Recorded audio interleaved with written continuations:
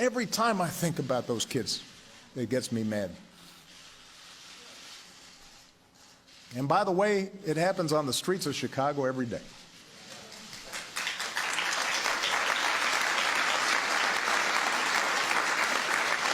So, we cannot simply turn away and dismiss those in peaceful protest as troublemakers or paranoid.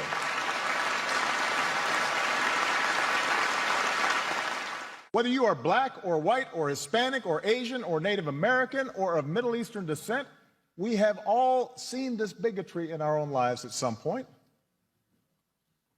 We've heard it at times in our own homes. If we're honest, perhaps we've heard prejudice in our own heads and felt it in our own hearts. We know that.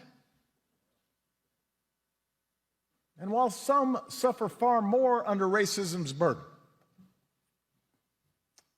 some feel to a far greater extent discrimination's sting.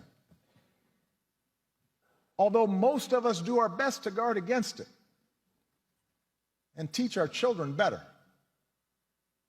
none of us is entirely innocent.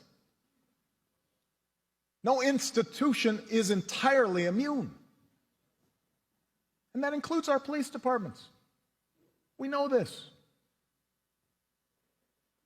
And so when African Americans from all walks of life, from different communities across the country, voice a growing despair over what they perceive to be unequal treatment,